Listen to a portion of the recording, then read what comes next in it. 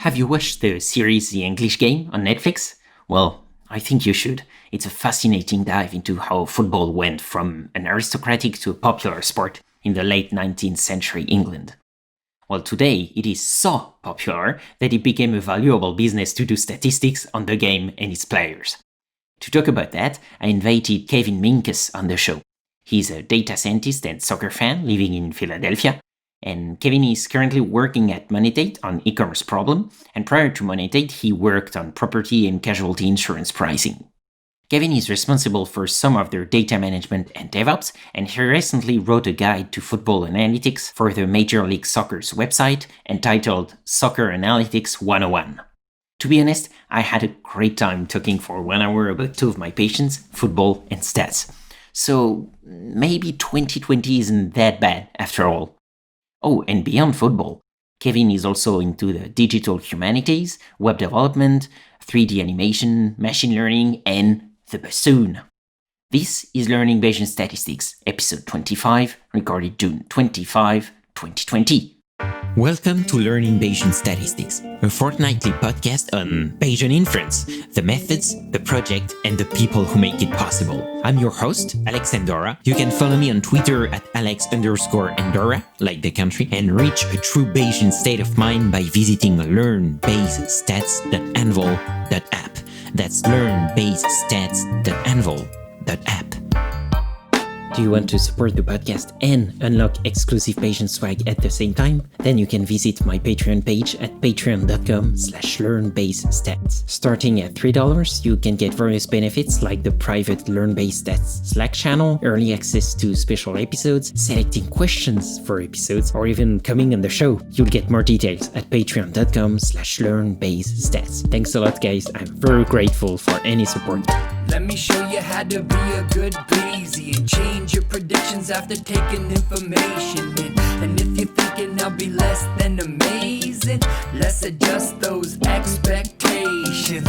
What's a Bayesian? It's someone who cares about evidence and doesn't jump to assumptions based on intuitions and prejudice. A Bayesian makes predictions on the best available info and adjusts the probability, cause every belief is provisional. And when I kick a flow, mostly I'm watching eyes widen, maybe cause my likeness lowers expectations of tight rhyming. How would I know unless I'm rhyming in front of a bunch of blind men dropping placebo-controlled science like I'm Richard Feynman? Kevin Minkus, welcome to Learning Bayesian Statistics. Yeah, thanks for having me.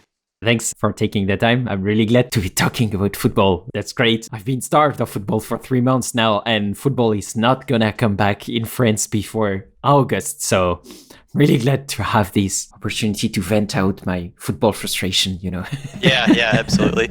I've been watching plenty of Germany and England and stuff, so at least there's a little bit of that. Yeah, exactly. That's quite nice. We already talked about sports analytics actually on the podcast. It was with Chris Fonsbeck by MC3 PDFL on episode 2. But Chris is more specialized on baseball, while you are specialized on football or soccer, as you call it, across the Atlantic. So here I'm gonna use soccer, football interchangeably. Sorry about that's my European bias. For me, football is soccer, so. No, perfectly fine. I'm fine either way. Yeah, I think listeners and you are gonna be able to switch between the two. It's pretty clear from the context. But before talking about that, let's talk about your background. What's your story and how did you come into the data and programming world, basically? Yeah, so I went to college planning to study math, and I took intro to programming my freshman year too. Both my parents were computer programmers, at least at one point in their lives. Kind of runs in the family, I guess. And I liked it a lot. But I like those computer science courses. But the stuff we were actually programming was kind of boring. I didn't care so much about like flipping pancake algorithms or solving pyramids or whatever.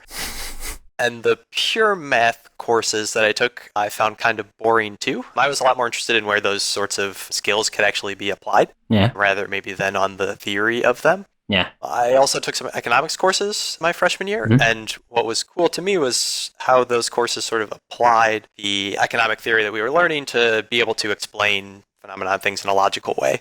And so those sort of three interests came together into an interest in data. So the theory I was learning in econ sort of gave me a way to understand data and think about the data generating process behind different economics problems. whereas the programming and math sort of gave me the skills to actually be able to work on those problems. So eventually I got more into sort of econometrics, which was sort of like a perfect fit between all of those things. I started taking more statistics courses and then applied math and probability and linear algebra where I could. And so that's sort of how all that came together. There are sort of other fields right outside of economics that those get applied to. So I started doing some machine learning work in my computer science classes, learning about computer vision and NLP. Then through Twitter, I found out a bit more about sports analytics. That's kind of where I found the soccer analytics community was on Twitter. And so my senior year, I started blogging and writing about soccer analytics as a hobby. That's funny. So you're more from the math side of things and probability side of things. But why did you focus on football? Because from my understanding, soccer in the US isn't, at least for now, the most popular sport. Yeah. So I grew up playing soccer. My dad grew up playing soccer, and so he got me and my brothers into it. And so I've played soccer my whole life, watched soccer. When Major League Soccer, the American Soccer League, started, I was 4, I think, but we were watching games and following it pretty closely then. So I've been a soccer fan my whole life, and so it was pretty natural. That would be something I was interested in applying math to. Yeah, so you're from a soccer family. Do you have a favorite team in the MLS? Yeah, I'm a Chicago Fire fan, so I'm from Chicago. And so I was 5 or 6 when they first came into the league. Yeah. We started going to games and following them pretty closely as soon as that happened. That was a pretty big deal in our family. Ah, that's nice. That's nice. Maybe for European listeners, I guess you follow European football. And do you have a favorite team there, or are you just enjoying the best games? I don't really have a favorite European team. I'm sort of too divorced from all that. And I spend so much time on my Fire fandom that I don't sort of have emotional capacity to dedicate to following another team really closely. So I mostly watch teams I like or players I like. I like watching Americans. So Christian Pulisic on Chelsea. I try and watch most of Chelsea's games. Weston McKennie on Schalke. Try and tune in for those guys. Yeah, that's nice. And do you have like a European team right now that you find really appealing to watch? I like Red Bull Leipzig a lot. Oh, yeah. Which is a bit interesting, right? They've been the poster child for the wrongs of modern football, right? Red Bull bought the team and then spent a bunch of money to sort of get them promoted to the top of the Bundesliga. So there aren't a lot of people who like Red Bull Leipzig, but I think the way they play is very fun. The sort of up-tempo, high press, drive the ball directly at goal, I think is very entertaining to watch. Yeah, definitely. They're really an interesting team to watch playing. I mean, before the quarantine, they performed really well in the Champions League, and lots of people were impressed by what they were doing. And yeah, that's an interesting model. And the coach is really a special person in himself. Listeners should go and Google some stories about the coach from Red Bull Leipzig. We don't have time for that on the podcast, but it's really funny. Another team right now in Europe, which is quite nice to see evolve, is Atalanta Bergamo, which is in Italy, and they perform quite well in the Champions League. That's more, on the romantic side of football. A team that's been prepared and trained for years to be better. So it's nice to have some teams like that in Europe still and in the Champions League. But I'm going more France here. You can already see I love football. I want to ask you before we dive a little deeper into the football analytics side of things, what are you doing nowadays? I'm a data scientist at a company called Kibo. I live in Philadelphia, although Kibo is headquartered in Dallas. We have a software platform services for e-commerce, mostly retail. So that's things like A/B testing, changes to a website, product recommendations, and order management system, the sort of tech that goes into running online retail mostly. And my role there is sort of research and development focused. So working on things that may or may not become products for our software down the road. So that's fun. The research and development side is really fun. You get to dive into some deep math some of the time and think about product problems sort of deeply. Ideally, once we do that research on a project, then we get to move it into production. So I get to do sort of all of the work that goes with that. Some of the product work, from demoing a prototype and actually speaking to customers to, passing it around internally, sort of building support behind it. And then actually getting to then scope and do the sort of software engineering on actually putting the tool into production. So it's really cool getting to sort of touch all the different parts of that product development lifecycle. That's something that I find very validating about being a data scientist, is getting to do the math work, plus the product thinking, plus the sort of software engineering work. Yeah, that sounds nice. And it's actually kind of related also on what you're doing on your spare time with football analytics. You're not doing completely different things. That's good for you and for your sanity, I guess. Yeah, it does dovetail nicely. Yeah. Since we're on a Bayesian stats podcast, I'm wondering, and I always ask these questions to the guests, do you remember how you first got introduced to Bayesian methods and how often do you use them today? I didn't learn any Bayesian methods in college. It was mostly been through my boss, Austin Rochford, who is a PyMC contributor, I think, that I was introduced to them. Yeah. So actually, I read some work Austin did on measuring the skill of drawing and conceding fouls in basketball with sort of a Bayesian item response theory model that was very cool. Yeah. And so that was my first real introduction, I think, to Bayesian stats, was probably his blog post there. And we corresponded a bit on the internet about it. And that was at the same time I was trying to move to Philadelphia, which was very cool. So through that, I was sort of able to parlay that interaction into an interview at his company and then a job, which was very cool. And so, yeah, it's mostly been through Austin that I've been introduced to them. We use them at work somewhat. We have Bayesian multi-armed bandits sort of implemented, running in production. And I don't always actively develop on those, but I at least have to be familiar with how they work and their mechanics and stuff. We've done research projects for products focused on Bayesian methods in the past. So some Gaussian process work, for example, sort of Bayesian updates to those. Yeah.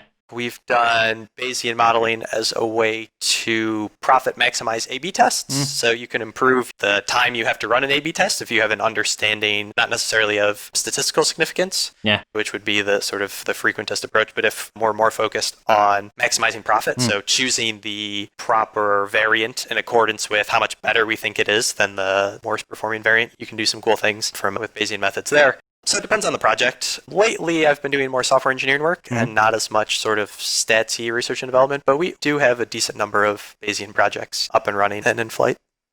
Yeah, that's nice. Well done, Austin, for introducing Kevin to Bayesian methods. If you hear us. He's certainly done a good job of evangelizing those within our company. Yeah, plus Austin is also quite well versed in sports analytics, so you guys must have a lot of common ground to talk about.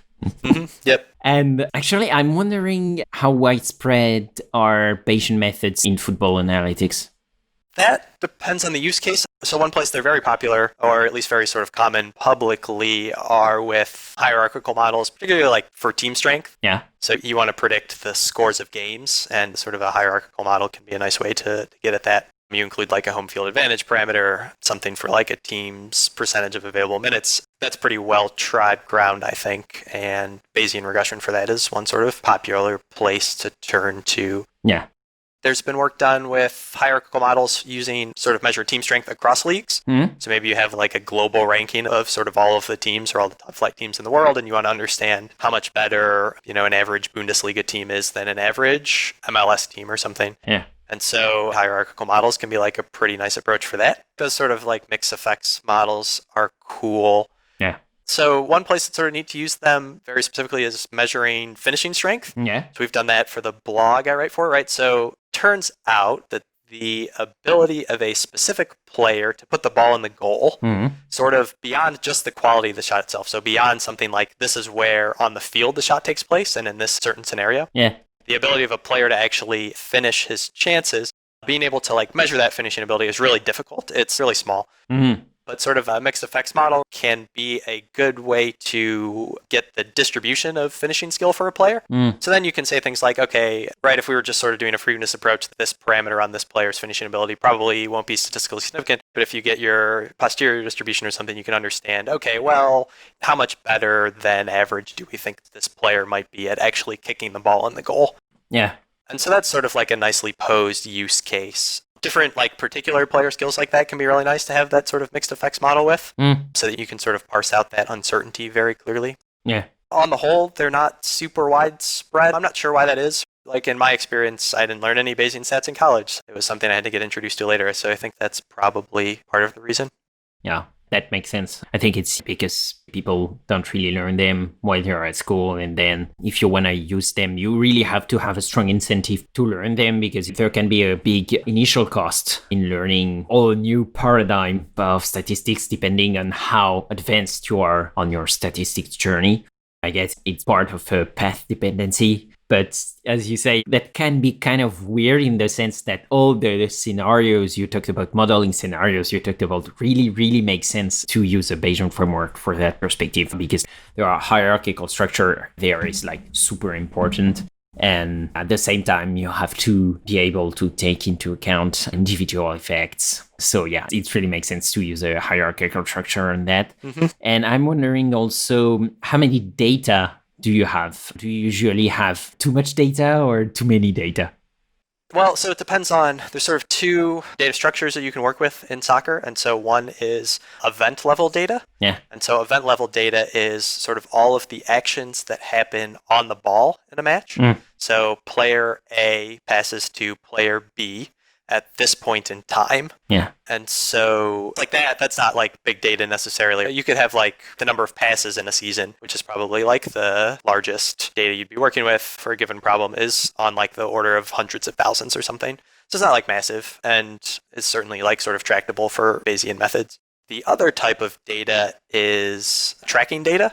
Teams will put a big camera system in their stadium, although there are companies that are improving on this just from broadcast data, being able to track players. So those cameras, though, track the movement of all of the players and the ball on the field every 10 times a second or something like that. And so that data is quite a bit larger to work with and maybe doesn't lend itself quite as well to a sort of Bayesian paradigm. Yeah. That's nice. You can use a lot of different analysis. And clearly, if you're in a framework where you don't have a lot of data and you care about uncertainty, then yeah, using the Bayesian framework would be very interesting. And that makes me think also about what you were talking about and the home advantage in particular. How big is it from the data you saw in the US? Is it like a big advantage, or is it like milder than what you could find in Europe? It's larger in the US than it is in Europe. Wow, that's awesome. Yeah, home field advantage is something like half a goal. Oh, yeah. So you're spotted half a goal just from playing at home. There aren't any firm consensuses on why that might be. It's a bit smaller in European leagues. It's something like between 0.2 and 0.3, I think, for most of the top European leagues. Some of that probably comes down to travel, right? The size of Germany is just much smaller than the size of the US, and you don't have these big West Coast or West Coast road trips, stuff like that. So I think that's probably part of it. Yeah, exactly. You know, like we have derbies games in Europe, like when two teams from either cities very close get to play against each other. I guess like derbies in the US must be Chicago and Montreal or even Chicago and New York, which are really far, but maybe it's derby. You know, it's like the size of the country is so big that you can't really make it to all the games of your team during the season. Yeah, it's decently different. MLS is a bit cheaper too. So in Germany, you might travel by bus or by train to your away games or something. Yeah. MLS, you're flying. Yeah. But there's a limit on the number of charter flights you can take in a season. And so a lot of the time they're just flying Southwest or American Airlines like everybody else is to get to their games. Yeah. Which is a little bit crazy. Probably also like factors into that sort of thing. Yeah, I didn't know, but that's quite weird. Yeah, it's interesting. Yeah. Yeah, okay, so that makes sense. And how disparate is it? Because maybe I'm thinking if you're a city more in the middle of the US, maybe your home advantage is less high than Los Angeles, for instance, or I don't know if Philadelphia has a team, but you know, you get my point. How disparate is it? How variable is the home advantage? That's a really good question. I don't have a good answer off the top of my head. It's a little bit hard to parse out because of how closely correlated it is with the actual quality of the team. Yeah. So the Colorado Rapids, for example, play at altitude, right? They're like 5,000 feet above sea level. And so what we've seen in other sports is that teams in Colorado tend to have the highest home field advantage. So the Denver Nuggets, for example, have the biggest home court advantage in basketball. There's a whole lot of years of data that you can sort of leverage to come to that conclusion because the NBA has been relatively stable from year to year. And even the Nuggets' quality, how good they are, has been variable enough, right, that you can sort of come to a decently well-defined estimate of that sort of thing. Yeah. In MLS, the Rapids are the team that play in Colorado, and they have been bad for like the past 10 years, maybe. They've had a few okay seasons in there. The league has also sort of vastly changed in structure over the last 10 years. So even just using the last 10 years of data might not be a great way to gauge something like that. Yeah. So those effects are very closely correlated, and it's hard to parse out good home field advantage estimate because of stuff like that. Yeah, exactly. I bet. Because in Europe, some teams are known for having a home advantage, which is clearly less than other teams. Like, you know, for instance, Monaco in France. There are almost no public. I mean, compared to big clubs like Marseille or Paris. So here you would expect home advantage to be a lot less. But yeah, you have so many confounding factors that it's super hard. I talk about that with Chris Fonsbeck on episode 2, mainly related to the coach performance. How do you evaluate, and how can you even evaluate the coach performance? I think I remember his answer was, it's quite hard because first coaches, the managers change like at most every 2 or 3 years. So it's quite hard. Plus you have so many other factors that basically it's very hard right now to know whether your coach made a difference or not. Mm-hmm. Yeah, the same problem comes through in soccer. Yeah. The interesting thing about MLS is that it's a single entity league. So rather than any team owning the players' contracts, players actually just sign contracts with the league itself. Oh, okay. So in theory, if MLS was really concerned with such things, they could run a natural experiment every year and randomize all the teams, keep the coaches the same, and then we get sort of a perfect experiment for measuring such things. Oh, that would be awesome. You guys should have a lobbying committee somewhere at the MLS headquarters. You know, every day someone going there and saying, so where are we with the randomized experiment? Exactly. Yep. Oh, yeah, that would be awesome. That would be one of my statistical dreams.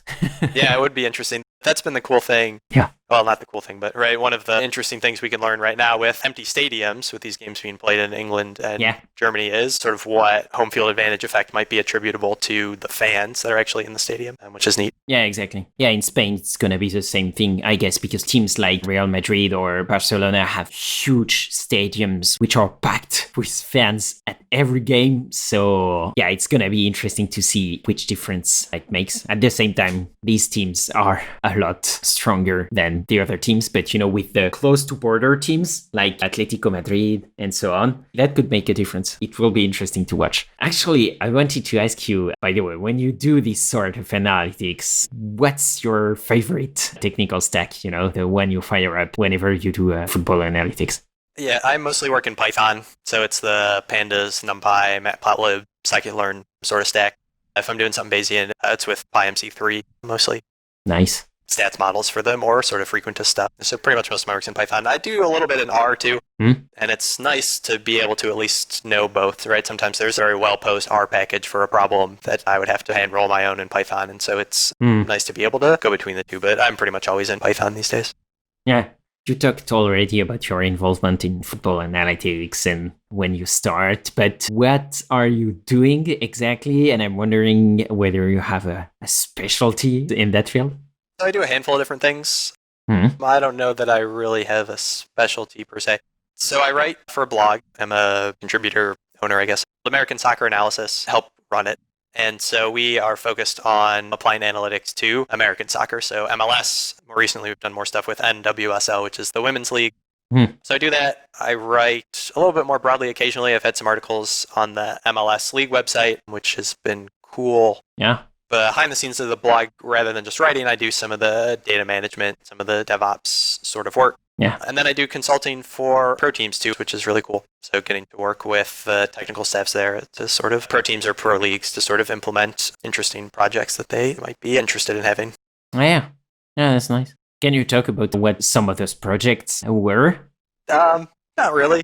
Yeah, that's usually the problem. Yeah. Anyway, we have plenty other stuff to talk about, so it's no problem. Yeah, actually, you mentioned that you wrote some blog posts for the Major League Soccer website. And actually, you wrote recently a Soccer Analytics 101. And it's basically a guide on how data is giving teams competitive advantages on and off the pitch in the MLS. So what can you tell us about that? Which are these advantages?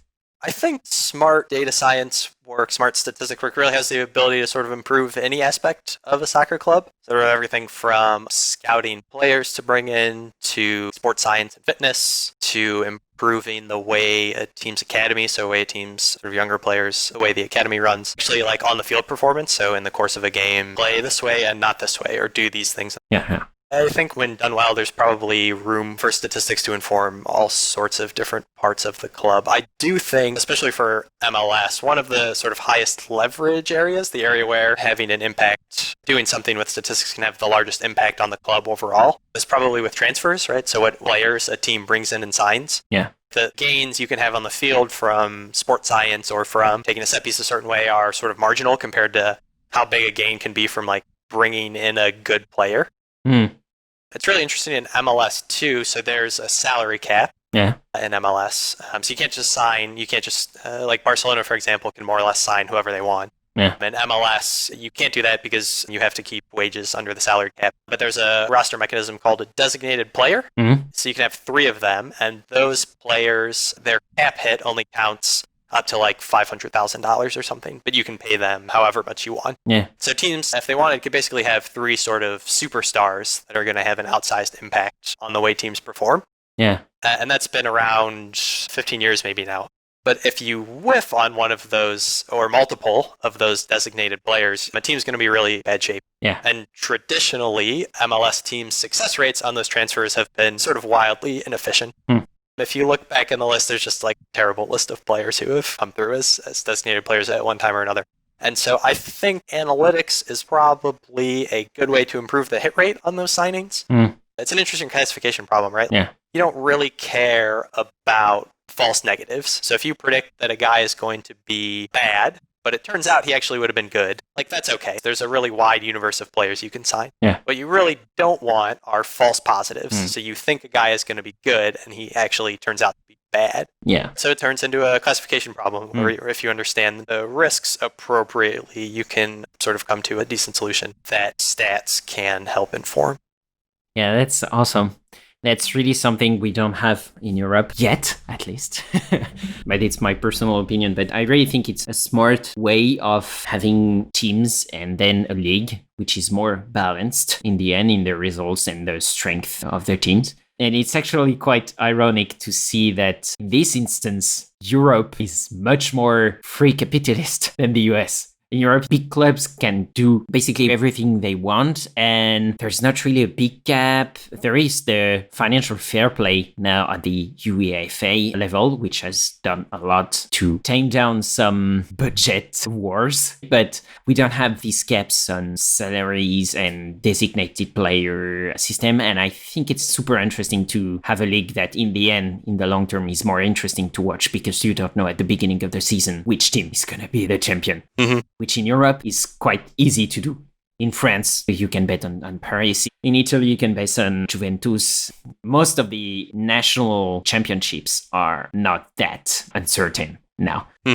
I think we should go more into the American direction. But what's ironic is that here you have in the US a more constrained capitalist way of doing things with more rules, a more mechanistic way to help poorer teams perform better the year after that. Can you talk maybe about what happens at the end of a season? Because it's very different from Europe. You don't have teams which go down the league. They stay in the league, right? Right. But then what happens to balance things up again? Right, so the salary cap mechanism does a lot to ensure parity of teams, and it's absolutely the case.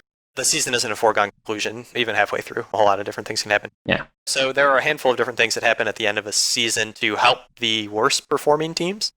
So you're right, there's no promotion relegation like there is in Europe. So the worst performing teams don't get sent down to a lower league. They get a little bit of a boost. They get certain extra roster mechanisms that will help them out in the next year, which are all sort of very complicated to explain. Yeah. Like many of the roster mechanisms in MLS. So they get stuff like that to help them out. They get higher draft picks, like in other American sports. Although it's interesting, the draft in MLS is nowhere close to as influential as it is in other sports. It tends to be the case that most players who are good at soccer in high school move or are already signed into teams' academies or into professional teams, first teams, before they even have the chance to play in college. And so because of that, the player pool that is available in a draft isn't as good relative to the way that it works in the NBA, for example. And so the draft is not quite one of those mechanisms that has a big impact in improving parity year to year. Yeah, that's amazing. It always makes me laugh to see that it's kind of a welfare state for football, but it's in the US, so that's very ironic from a European point of view. There's certainly a lot of cognitive dissonance in the way owners of professional American teams would advocate for running the economy versus running sports leagues. Yeah, exactly. That's always super interesting to watch. To go back to the blog post you wrote for the MLS, Soccer Analytics 101, and I'll put that in the show notes, by the way, for listeners, you say in there that analytics doesn't replace traditional scouting. What can you tell us about that? I think the above example is a good illustration. Yeah. The importance of transfer signings is a good illustration. So one way that stats can influence that process really well is sort of as a filter. You have this very large universe of players, and a statistical model or machine learning model or whatever can be a good way to narrow down that very large universe of players into a handful of players maybe who fit very specific KPIs who the model believes will have a very good chance of success in the league. Yeah. And so I think that's probably then a good place to insert more traditional scouting. So you've winnowed your list down to 10 or 15 players. Now let's let the scouts, let's let people who are very used to watching soccer actually watch those 10 or 15 players. We already believe that there's a good chance all 10 to 15 are going to be decent. So let's sort of let them take over and figure out which ones might be the best particular fit for a team versus watching. And so that sort of scales them a little bit better, right? They don't have to watch hours and hours of game tape for players that were never going to be any good to begin with. Yeah, exactly. So that makes their work a little bit better. And it can be a little bit more targeted. Yeah. You can say, we believe this player will be exceptional at completing passes close to goal. So maybe you want to watch that specifically to try and verify that with your eyes. Or we believe this player is a little bit weaker in this other area. So why don't you watch that in particular to see how that works? So I think areas like that are probably where traditional scouting should still exist and makes the most sense to continue to be leveraged. Yeah, that's amazing. And actually, from a Bayesian workflow point of view, that marries very well with what I would do if I were to do such models. I don't know if you can do that or if you know if people do that in the MLS when they're working on these models, but I think it would be super valuable to have the scouts' advice on prior elicitation so that you can ask them general questions on their area of expertise, like what would you look for in a prospective decent player? What would be the most important thing? And okay, so this thing, which is going to be a parameter in the model, but they don't know that, you just say, so this thing, what would be a decent value for you? What would you expect to see if the player is a good player or is going to be a good player?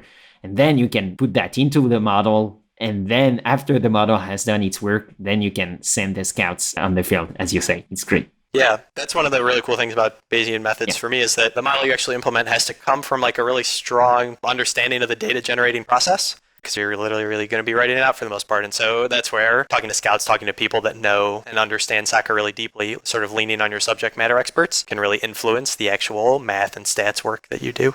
Yeah. Which is very cool. It's very fun work to do. Yeah, this is awesome. Plus, I think it really helps non-technical people understand and accept the value of the models and the data analytics. And if you come to people talking like that and eliciting their expertise to put that in the model, you're going to make your work easy than when the model is telling, okay, so we think that these 10 players are pretty good players to watch. Would you be willing to go and watch them? If you have the scout into the workflow since the beginning, he's going to be much more willing to do that. He's not going to have an emotional reaction as you often see when models and computers come into a field. Okay, so the computer is going to take over my work and I'm going to be unemployed. So I have to fight against the computer and work so that the computer's never right in my field, And then if you do what you told, you can have the best of both worlds. So I think in the long term, it's even better. Yeah, I think that's exactly right. Sort of building that rapport and involving your subject matter experts in the sort of process, I think is pretty important. Yeah. Both from the mathematical perspective, you have to understand the process before you can model it, but then also organizationally, you want to make sure the people you're working with have buy-in with the process. Yeah, exactly. And actually, I'm wondering whether you, and that's a general you, which is people working in data analytics in football, did you have to fight to confront a big conservative coalition of scouts at the beginning when data started in the field? My prayer on that would be no, because I'm guessing that data analytics was there since the beginning of the MLS, because other sports in America, in the US are very data oriented, but I'm curious about that. I think applying data to soccer has like deep roots, but I think the sort of popular movement is relatively new. So it's just been something that's really been happening in the last 10 years. So it's not necessarily the case that MLS teams need buy-in. They haven't all bought into the usefulness of data and analytics. That's interesting. Yeah, I think within teams is a debate or an argument that's like still being fought. I can probably speak better publicly to it. There definitely is pushback. So MLS is interesting. I think there's more pushback from people doing analytics for European leagues, from the general public, or from journalists or people who are already writing about the game from maybe a less data-oriented perspective. I think there is pushback there, maybe at the newness of it or about what that all entails. Yeah. I think there's less in MLS for a few reasons. Part of it is the newness. Football in Europe is based on a century of history or whatever. Yeah. In America, soccer, among the people who are most interested in consuming MLS, soccer has only really been popular for the last maybe 20 years or something. Yeah. And so those MLS fans are probably more open to sort of analytic methods. Yeah. Which is cool. That's probably the case too with the people who write about the league. So there are a handful of journalists and sort of more traditional analysts who have all embraced using stats and analytics in their work, which is very cool. And I think that does owe a lot to the sort of newness of the thing and maybe some of the demographics of fans of the league. I see what you mean. That totally makes sense. We're going to talk about that later. It's on my list of questions for you. But first, before talking about that, I want to get a bit more into the weeds first. You had a very interesting sentence in your Soccer Analytics 101, which as a Bayesian, I couldn't miss, which was analytics should be tied closely to an understanding of the game. And we talked about that earlier. Clearly, as a Bayesian and as someone who try to think generatively, I couldn't agree more. But now I'm wondering about the most used techniques to do that. What do you usually use when you're working on a model? From the perspective of understanding soccer specifically? Yeah, exactly. A model about football analytics. Yeah, so just like we were talking about, right, it's really difficult to do that sort of modeling data science work in a domain without a really strong understanding of that domain. Having that understanding takes time and work. I grew up watching and playing soccer, but never quite in the analytic way that has been required by actually doing modeling on it. So it's hard to build up that understanding. You have to watch a whole lot of games with sort of a different eye is the right technique. Yeah. It is sort of a virtuous cycle. The more data, statistics, analytics work you do within soccer, the more you start to think about the game that way and then watch the game that way, which in turn influences the modeling that you actually want to do, which is nice. So it's something that takes a lot of practice. Now when I watch a game, I'm sort of specifically thinking about it in terms of the ways I might model it or the ways I might think about it sort of probabilistically. So the clearest case is when a player takes a shot from 40 yards out or something that has a very low probability of actually going into the goal. You might think, okay, what's the value of his alternatives in that scenario? Could he have played the ball somewhere else? And would those have been sort of a higher value action? Would those have done more to increase the probability of scoring than shooting from that point? So it comes down to sort of things like that then help get a better understanding of the game. But it comes down to like watching a lot of soccer, reading a lot of smart writers who are writing about the ways to see the game. Yeah, that sounds like an interesting work, by the way. I'd love to do that. It's no problem. It's the sort of documentation that you like to read and hear about, you know? Mm-hmm. Yeah, exactly. It is fun getting paid to watch soccer sometimes. Yeah, exactly. Yeah. Actually, can you talk about the difference between using data in football versus using data in other sports like baseball or basketball? Is there a fundamental difference between these different fields, in your opinion? Some of the differences come down to the games themselves. Baseball is very discrete. It's all sort of one-on-one and very discretized actions that are taking place, right? So the specific methods that you might use to look at the game are going to be different. Yeah. Basketball is a bit more dynamic, a bit more flowing, but even there you have very discrete possessions. You might have sort of set plays or sets that might get run. So that's kind of maybe somewhere in the middle.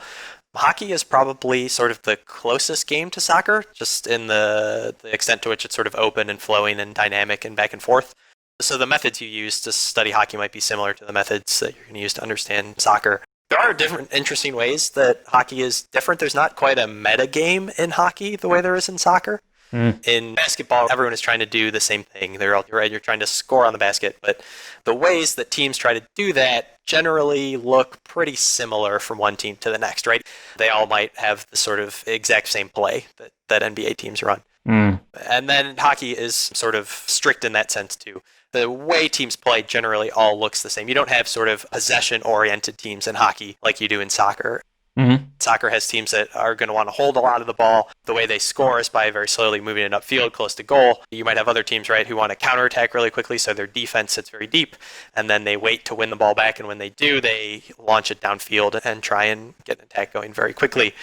The way teams play defense differs, right? You have teams that start with a very high line up the field. They want to high press and win the ball back very quickly and close to their opponent's goal. You have teams that sit in what might be like a middle block, so they're going to sit not quite as deep. They might still press once you get into their sort of zone. And so those sorts of strategies, metagames within soccer are interesting and different. And so that can inform the way the methods used for soccer, understanding soccer might be the same as hockey, but that informs the way that you might apply those methods in a little bit different way than what exists for hockey. Yeah, I see. That's fun to know. And I'm wondering, because a lot of the methods and techniques we talked about are quite complex and complicated. So do you often have to communicate your results to non-technical populations? And how do you communicate your results to the different populations interested in football analytics? Because I'm guessing you have data people and scientists, but you also have business people and like scouts who are not well versed in the data, but know the game well. So how do you do that? And also, which concepts do you find are the most difficult to import? You're exactly right. There is really a wide scope of audiences that you might have to communicate these things to, particularly when I'm writing the blog, which is for a pretty analytically inclined audience. Stuff I might do elsewhere, like the couple of things I've written for the league website, or, for example, have to be a little general purpose, but I'm still writing for fans. Within consulting, you have to be able to explain stuff to coaches or a technical staff or a GM. And so there really is a wide variety of audiences that you have to be able to communicate to, which is difficult. I do think the underlying skills sort of across all that communication are the same. Yeah. You have to know the technical stuff really well, and then you have to know your audience really well too. And so you have to know technical stuff because you sort of need that depth of knowledge to be able to translate it to whatever level of abstraction might be appropriate, for example. Then you have to know your audience to understand what level of abstraction that might be for a particular person. Yeah. Personally, the stuff that's most difficult for me is the technical stuff to a statsy inclined audience. It's the stuff I write on American Soccer Analysis on the blog. If I'm speaking to a soccer person, I don't have to worry about parting as much math. Yeah. I can sort of talk at a high level. You can hand wave away like modeling specifics, for example. You don't have to get into details like that. But when you're writing for that sort of like stats inclined fan, they probably want to know the way the algorithm or the way the model works under the hood or whatever. And so I have to know that really well. Recently, I did some work with Lime, locally interpretable model explainers, and trying to put those into terms that a more popular audience could grasp. It was really hard because I had to have sort of like a rock solid understanding of that concept. Yeah. And that's the most difficult scenario for me anyway, is the technical stuff, but describing it in a bit more deeper detail than what I would just give to a soccer person. That's interesting. I wouldn't have guessed that, but I can relate to that because you have another detail of math and stat to give to this person to get them interested or to get them to believe your analysis and not be too much pessimistic, about the model and too even nihilistic. Is that the right word? Yeah, I think that's right. Nihilistic, that's a hard word. It's easier in French. Yeah, that makes sense. You had kind of the same experience, but it depends. For instance, I do some political forecasting, and on that, it's actually the other way around, I'd say. It's super, super difficult to communicate with people who have a very well set mind about the political party. In my experience, it's almost impossible.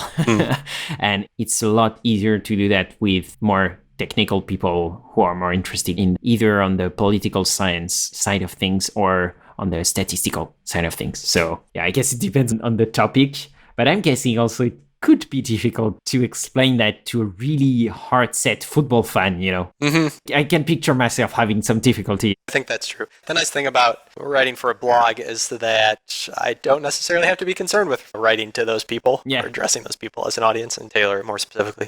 Yeah, exactly.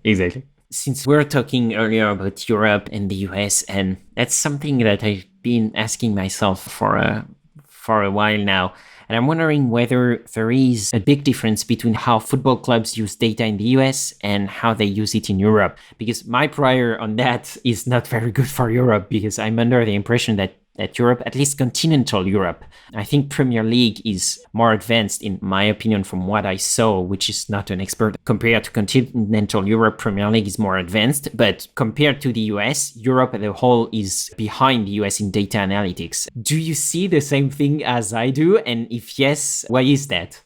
Well, so I'll preface this. I don't have a ton of insight into how European clubs are run and how they do data analytics. Yeah. I do think your intuition about England is right. The average Premier League club might be a little further along than the average top flight club in continental Europe. Yeah. I think maybe acceptance in the US might be a bit further along than the average continental top flight team. Although I do think the teams that are doing it best in Europe are probably ahead of the best MLS teams. They just have way more resources. Liverpool, Barcelona, Manchester City. Yeah. I think their analytics departments are quite a bit further ahead than MLS. I think maybe the average MLS team is like slightly ahead of the average team elsewhere. Could be the case.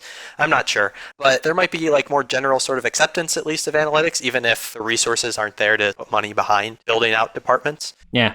Some of that's probably culture, which in the US is like decently statsy. And there's already been this sort of analytics revolution with baseball. Basketball is ahead of the game. So some of that stuff sort of like primed the pump for these MLS teams to get into that, which is probably some of the reason. Exactly. While in Europe, first in Europe, the biggest sports of all is football. And this data revolution honestly hasn't come up yet. I wouldn't say so. And I think not a lot of people would disagree with that. As you say, I think only the biggest clubs, at least in the continental Europe, are using data analytics. Yeah, so we'll see, because I think in Europe, maybe one of the only sports that come to mind who uses analytics a lot, I think, is golf, but I'm not sure about that. But that's good. It means there is a lot to do in Europe about that. But I think, honestly, I anticipate, and maybe it's also why this revolution hasn't come up yet. I really anticipate that there will be a lot more conservatism and kind of mistrust. I would expect there would be more mistrust in Europe because, as you say, football is much more a tradition in these countries. And you have like clubs that are super old, half a century or even 1 century old. So that's hard to change behaviors in these areas. But at the same time, it can be an exponential growth, because if you see some clubs using data analytics and these clubs getting a competitive edge, as you say in Soccer Analytics 101, then the other clubs will adopt these techniques because they don't want to get behind, because in Europe you can get relegated. So it's even worse if you're not jumping on the bandwagon when you have to. I think that's right. It'll be interesting. There's certainly a lot of like institutional inertia built up to doing things a new way. Yeah. It'll be interesting to see how Liverpool works as an example. Yeah. They've been very public about the extent to which they do use stats to inform the way the club runs. So it'll be interesting to see whether that filters down to the rest of Europe.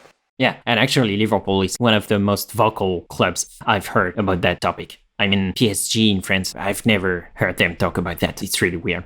But yeah, that makes me a little concerned, by the way, because Liverpool is already the first or second team in Europe. And if they get an even better competitive advantage through data analytics, could make the leagues even more unequal than they are right now. So Sure. Yeah, sure. If teams at the top can afford to spend millions of dollars building out a department and buying data. Yeah. It's interesting at MLS, right? That's money that doesn't count against a salary cap. So you'd think that would be a smart place to try and spend if you want to increase your competitiveness. Yeah, clearly. I know that makes me a little more concerned about inequality in the European leagues. Actually, we're getting short on time and I have other question for you. And a question I like to ask the guests is, what are the most common difficulties you encounter with your models and data, and how do you usually solve them?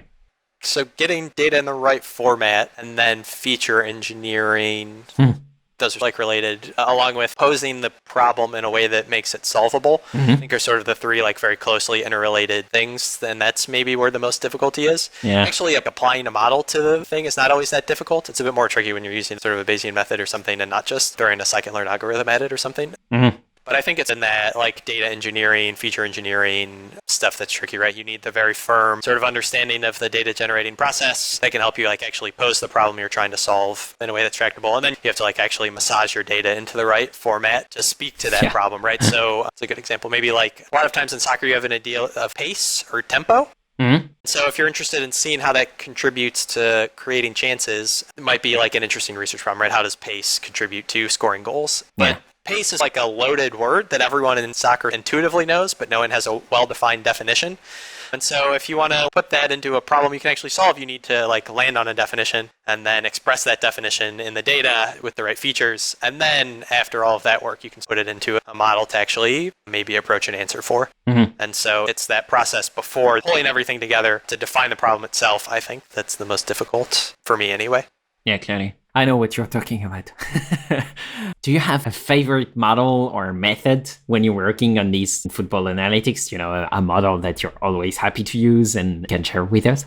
I like GBMs. They're just so flexible. One thing that's nice, they can even handle like spatial stuff if you do the hyperparameter tuning really well. And so throwing them at data on a soccer field, right, with XY coordinates and stuff, your GBM can actually learn regions of the field that might impact whatever it is you're modeling, which is very nice. Yeah. So that's usually the first model I turn to for supervised modeling problem. Oh, nice. Maybe for our listeners, can you explicit GVMs? Oh, yeah. So gradient boosting machines. It's like random forests, but instead of each decision tree being random, each decision tree is proving on the overall predictions from the tree before it, hence the boosting. Yeah. So it combines some nice features from random forests with a bit more target learning. Yeah. And how interpretable are these kinds of models? GBMs depend. So you can use methods to try to divine what it is that it's actually learned, right? So partial dependency plots will speak to that. Lime, what I mentioned earlier, will help you parse out the effects of certain variables on the actual outcome. The power behind GBMs is that they're leveraging all of these sorts of interactions, right? That's why you're building trees and forests. Mm-hmm. And so something like Lime will give you the extent to which your variable of interest or your outcome variable changes according to like a linear change in your covariates or whatever. So you can use some stuff. They're not necessarily as interpretable out of the box as something like just a logistic regression, but you can apply tools on top of it to get more explainability and interpretability. Yeah, super interesting. I could go on for hours about that, but we're getting short on time and you've already been very generous with your time. So I want to ask you one last question before we go on the last two questions. I'm wondering, where do you see the future of football analytics going and which advances are particularly exciting to you? So just since the pandemic happened, there's been a lot of really cool public work done with tracking data. Yeah. So done with that data that describes the location of the players on the field multiple times per second or whatever. And it's getting easier to get your hands on some of that tracking data, at least for research purposes. Yeah. So I think we're already seeing more cool stuff come out of that. And I think that's probably where the next sort of very cool and cutting edge advances will be with soccer analytics, is stuff that you can do with tracking data. So one cool thing is pitch control model. So in what areas of the field, given a configuration, here's where all the players are, here's where the ball is, in what areas of the field does each particular team have control? So if you play the ball into that area, will the team retain possession or whatever? So that can be useful for understanding the runs a player makes. How does that influence the amount of space that a team has to work with? So stuff like that I think is valuable, and we'll see more work in the near future. Yeah, that's awesome. Can't wait to see that. Okay, Kevin, before letting you go, I have to ask you the two questions I ask every guest at the end of the show. So the first one is, if you had unlimited time and resources, which problem would you try to solve? Is this, for argument's sake, are we like say all meaningful problems in the world have been solved? So I can't just devote all of my resources to ending hunger. You can do whatever you want. Oh, okay. Well, we'll just say hypothetically that all of those like truly meaningful problems are solved. I am a bit different tech. I'm really interested in work on immersive storytelling, so using augmented reality, virtual reality to tell stories. And I think there's a very cool space for artificial intelligence to inform that in really interesting ways. I think the work being done there right now is super cool. So if I had like 6 months of free time, maybe the same way I did when I first picked up soccer analytics, I would spend it doing AR, VR development and computer vision problems. I think it'd be very cool to work on. Oh, yeah. That sounds like fun, especially when you're quarantined. So yeah, exactly. Maybe you should do that right now, actually. Yeah, I'm trying to carve out more time for it. Yeah, for the next quarantine, in October or stuff like that, at least we'll have that, Sure. Okay, the second question is, if you could have dinner with any great scientific mind, dead, alive, or fictional, who would it be? I bend the rules on scientific and say Jim Henson, so the Muppets creator, who's an inventor and definitely had a mechanical mind. So I'd go with him. Like creativity with his inventor's mind, and then like the sort of spark and curiosity he had to sort of animate all of that, I think was incredible. And so I love to have had, or to have in this hypothetical scenario, dinner with Jim Henson. Nice choice. Okay, Kevin, thank you for taking the time. I learned a lot about football analytics. I'm sure listeners did too. As a football fan, I always enjoy talking about it. So when it's tied with statistics, well, it's heaven on earth. As usual, I put the resources and a link to your website in the show notes for those who want to dig deeper, especially the link to your Soccer Analytics 101. Thank you again, Kevin, for taking the time and being on this show. Yeah, thanks so much. You bet. Bye. This has been another episode of Learning Bayesian Statistics. Be sure to rate, review, and subscribe to the show on your favorite podcatcher, and visit learnbayesstats.envol.app for more resources based on today's topics, as well as access to more episodes that will help you reach true Bayesian state of mind. That's learnbayesstats.envol.app. Our theme music is Good Bayesian by Baba Brinkman, feat. MC Lars and Mega Ram. Check out his awesome work at bababrinkman.com. I'm your host, Alex Andorra. You can follow me on Twitter at Alex_Andorra, like the country. You can support the show and unlock exclusive benefits by visiting patreon.com/learnbayesstats. Thanks so much for listening and for your support. You're truly a good Bayesian. Change your predictions after taking information. And if you're thinking I'll be less than amazing, let's adjust those expectations. Let me show you how to be a good Bayesian. Change calculations after taking fresh data in. Those predictions that your brain is making, let's get them on a solid foundation.